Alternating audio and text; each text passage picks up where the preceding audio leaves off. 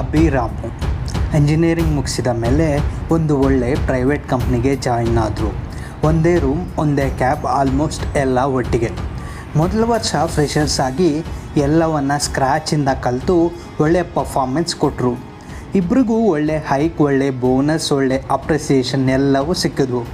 Fresh mind ಮತ್ತು ಆ ಲೆವೆಲ್ಗೆ ಅವರದ್ದು ಬೆಸ್ಟ್ ಪರ್ಫಾರ್ಮೆನ್ಸ್.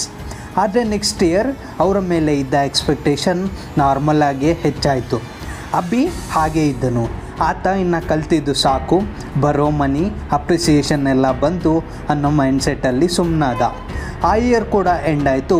ಮತ್ತು ಹೈಕ್, ಬೋನಸ್ ಈಟಾಗಿ ಶುರುವಾಯಿತು. ಆಗ ರಿಸಲ್ಟ್ ಅನೌನ್ಸ್ ಆದಾಗ ಅಭಿಗೆ ಶಾಕ್. ರಾಮು ಇನ್ನೊಂದು ಸಲ best employee, good hike, good bonus.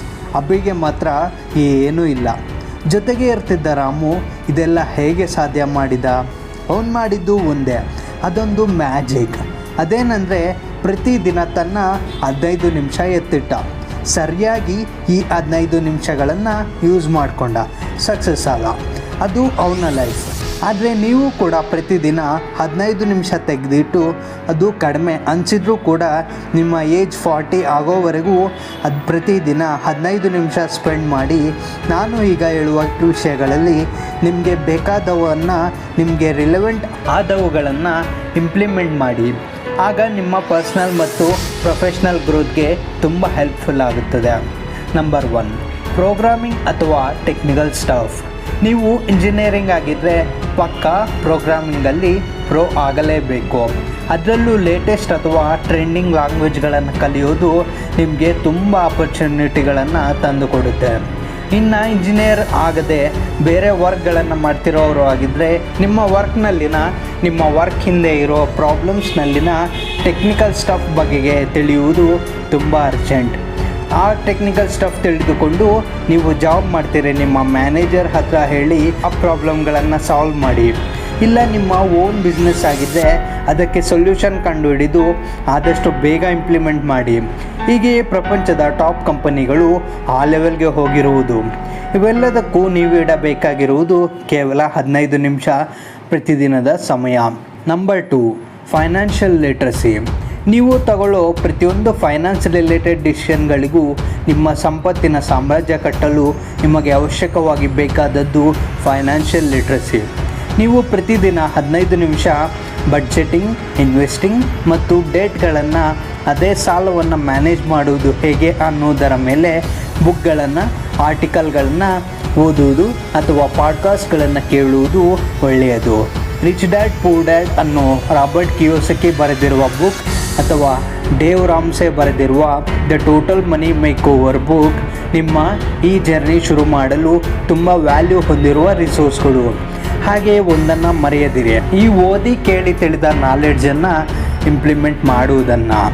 Number 3, public speaking. Effective public speaking ಅನ್ನೋದು ಆಲ್ಮೋಸ್ಟ್ ಎಲ್ಲ ಪ್ರೊಫೆಷನ್ಗಳಲ್ಲೂ ಇರಬೇಕೆಂದು ಬಯಸುವ ಸ್ಕಿಲ್. ನೀವು ಪ್ರತಿದಿನ ಪಬ್ಲಿಕ್ ಸ್ಪೀಕಿಂಗ್ ಟೆಕ್ನಿಕ್ಗಳಾದ ವಾಯ್ಸ್ ಮಾಡ್ಯುಲೇಷನ್, ಬಾಡಿ ಲ್ಯಾಂಗ್ವೇಜ್ ಮತ್ತು ಸ್ಪೀಚ್ಗಳನ್ನು ಸ್ಟ್ರಕ್ಚರ್ ಮಾಡುವುದನ್ನು ಪ್ರತಿದಿನ 15 ನಿಮಿಷ ಪ್ರಾಕ್ಟೀಸ್ ಮಾಡಿ. ನಿಮ್ಮ ಹತ್ತಿರದ ಟೋಸ್ಟ್ ಮಾಸ್ಟರ್ ಕ್ಲಬ್ ಅಂದರೆ ಈ ಪಬ್ಲಿಕ್ ಸ್ಪೀಕಿಂಗ್ ಪ್ರಾಕ್ಟೀಸ್ ಮಾಡಲು ಇರೋ ಕ್ಲಬ್, ಅದಕ್ಕೆ ಜಾಯಿನ್ ಆಗಿ.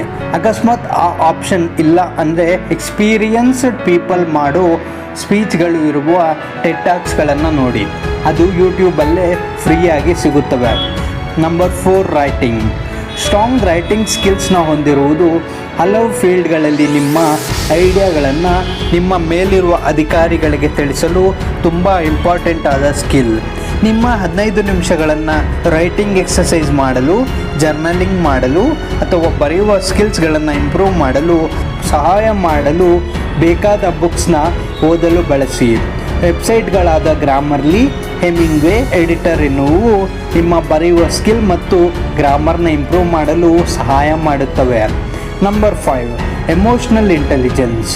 ಎಮೋಷ್ನಲ್ ಇಂಟೆಲಿಜೆನ್ಸ್ ನಿಮ್ಮ ರಿಲೇಷನ್ಶಿಪ್ಸ್, ಲೀಡರ್ಶಿಪ್ ಎಬಿಲಿಟಿಗಳು ಸೇರಿದಂತೆ ನಿಮ್ಮ ಸಂಪೂರ್ಣ ಅಭಿವೃದ್ಧಿಗೆ ಸಹಾಯ ಮಾಡುತ್ತವೆ. ನಿಮ್ಮ ಪ್ರತಿದಿನದ 15 ನಿಮಿಷಗಳನ್ನು ಮೈಂಡ್ಫುಲ್ನೆಸ್, ಮೆಡಿಟೇಷನ್, ಸೆಲ್ಫ್ ರಿಫ್ಲೆಕ್ಷನ್ ಅಥವಾ ಎಮೋಷನಲ್ ಇಂಟೆಲಿಜೆನ್ಸ್ ಸಂಬಂಧಪಟ್ಟ ಪುಸ್ತಕಗಳನ್ನು ಓದುವುದರ ಮೂಲಕ ಉಪಯೋಗಿಸಿ.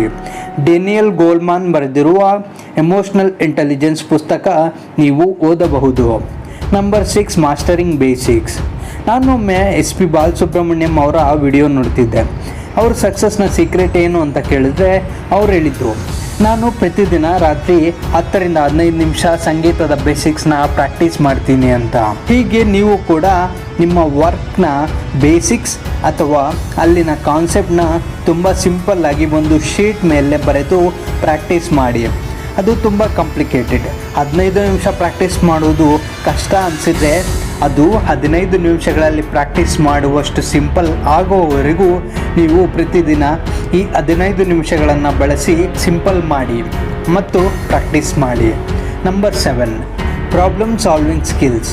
ನಾನು ನಿಮ್ಮ ಮುಂಚೆ ಹೇಳಿದ ಒಂದು ಪಾಯಿಂಟಲ್ಲಿ ಹೇಳಿದಾಗೆ ನಾವು ನಮ್ಮ ವರ್ಕಲ್ಲಿನ ಪ್ರಾಬ್ಲಮ್ಸ್ನ ಸಾಲ್ವ್ ಮಾಡಿದಷ್ಟು ಮುಂದಕ್ಕೆ ಹೋಗಬಹುದು. ಸೊ ನೀವು ಪ್ರಾಬ್ಲಮ್ ಸಾಲ್ವ್ ಮಾಡೋದು ಹೇಗೆ, ಆ ಸ್ಕಿಲ್ಸ್ಗಳನ್ನು ಕಲಿಯುವುದು ಹೇಗೆ ಅನ್ನೋ ವಿಷಯಗಳ ಮೇಲೆ ನಿಮ್ಮ 15 ನಿಮಿಷ ವರ್ಕ್ ಮಾಡಿ. ಅದನ್ನು ವರ್ಕ್ ಮಾಡಿ ಕಲಿಯುವುದಷ್ಟೇ ಮುಖ್ಯವಾದದ್ದು ಇಂಪ್ಲಿಮೆಂಟ್. ನಂಬರ್ 8, ಎಕ್ಸೆಲ್ ಅಥವಾ ಆಟೋಮೇಷನ್. ಈಗಿನ ಕಾರ್ಪೊರೇಟ್ ಕಲ್ಚರಲ್ಲಿ ತುಂಬ ಪ್ರೊಫೆಷನ್ಗಳಿಗೆ ಮುಖ್ಯವಾದದ್ದು ಎಕ್ಸೆಲ್. ಈ ಎಕ್ಸೆಲಲ್ಲಿ ಬೇಸಿಕ್ ಎಲ್ಲರಿಗೂ ತಿಳಿದಿದ್ದರೂ ಅಡ್ವಾನ್ಸ್ಡ್ ಎಕ್ಸೆಲ್ ಕಲಿತಿರುವವರು ಕಡಿಮೆ. ಅದರಲ್ಲೂ ಮ್ಯಾಕ್ರೋ ಬಿಲ್ಡಿಂಗ್ನ ತಿಳಿದಿರುವವರು ಇನ್ನೂ ಕಡಿಮೆ. ಅದಕ್ಕೆ ಅಡ್ವಾನ್ಸ್ಡ್ ಸ್ಕಿಲ್ನ ಮ್ಯಾಕ್ರೋ ಬಿಲ್ಡಿಂಗ್ ಕಲಿತು ನಿಮ್ಮ ವರ್ಕ್ನ ಆಟೋಮೇಟ್ ಮಾಡುವುದಕ್ಕೆ ನಿಮ್ಮ ಪ್ರತಿದಿನದ 15 ನಿಮಿಷಗಳನ್ನು ಎತ್ತಿಟ್ಟು ವರ್ಕ್ ಮಾಡಿ. ಈ ಟಾಪಿಕ್ಗೆ ಸಂಬಂಧಿಸಿದ ವಿಡಿಯೋಗಳನ್ನು ಯೂಟ್ಯೂಬಲ್ಲಿ ನೋಡಬಹುದು. ಯುಡೆಮಿಯಲ್ಲಿ ಕ್ಲಾಸ್ಗಳನ್ನು ಕೂಡ ಕಲಿಯಬಹುದು. Number 9, understanding people. ನೀವು ನಿಮ್ಮ ವರ್ಕ್ನಲ್ಲಿನ ಜನರೊಂದಿಗೆ, ನಿಮ್ಮ ಫ್ಯಾಮಿಲಿಯ ಮೆಂಬರ್ಸ್ನೊಂದಿಗೆ, ನಿಮ್ಮ ಅಕ್ಕಪಕ್ಕದ ಮನೆಯವರೊಂದಿಗೆ, ನಿಮ್ಮ ಫ್ರೆಂಡ್ಸ್ನೊಂದಿಗೆ ನಿಮ್ಮ ಸಂಪೂರ್ಣ ದಿನ ಕಳೆಯುತ್ತೀರಾ. ಆದರೆ ಅವರನ್ನು ನೀವು ಅರ್ಥ ಮಾಡಿಕೊಂಡು ಅವರನ್ನು ನಿಮ್ಮ ಗೋಲ್ ಸಾಧಿಸಲು ಹೇಗೆ ಉಪಯೋಗಿಸಿಕೊಳ್ಳಬಹುದು ಅನ್ನೋದನ್ನು ತಿಳಿಯಬೇಕು. ಹೀಗೆ ಜನರನ್ನು ಅರ್ಥ ಮಾಡಿಕೊಳ್ಳಲು ಬೇಕಾದ ಸೈಕಾಲಜಿಯನ್ನು ಕಲಿಯಲು ನಿಮ್ಮ ಸುತ್ತಮುತ್ತಲಿನ ಮುಖ್ಯವಾದ ಜನರನ್ನು ಈ ಮುಂಚೆ ಅವರ ರಿಯಾಕ್ಷನ್ಗಳನ್ನು, ಆ ಸಂದರ್ಭಗಳನ್ನು ಅನಲೈಸ್ ಮಾಡಲು ನೀವು ನಿಮ್ಮ ಪ್ರತಿದಿನದ 15 ನಿಮಿಷಗಳನ್ನು ಎತ್ತಿಡಿ ಮತ್ತು ನಿಮ್ಮ ಗೋಲ್ನ ಸಾಧಿಸಿ. Number 10, loving your work.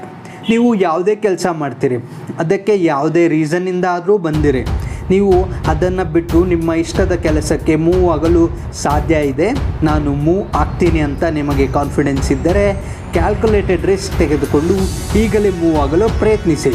ಆದರೆ ನನಗೆ ಆ ಆಪ್ಷನ್ ಇಲ್ಲ ಅನ್ನುವವರಿಗೆ ನಿಮ್ಮ ಪ್ರತಿದಿನದ 15 ನಿಮಿಷದ ಸಮಯ ತೆಗೆದುಕೊಂಡು ನಿಮ್ಮ ಪ್ರತಿದಿನದ ಜಾಬ್ನಲ್ಲಿನ ನಿಮಗೆ ಇಷ್ಟವಾದ ವಿಷಯಗಳನ್ನು ಇನ್ನಷ್ಟು ಪ್ರೋ ಆಗುವುದು ಹೇಗೆ ಅನ್ನೋದರ ಮೇಲೆ ಯೋಚಿಸಿ. ಬರೆಯಿರಿ, ವರ್ಕ್ ಮಾಡಿ, ಇಂಪ್ಲಿಮೆಂಟ್ ಮಾಡಿ.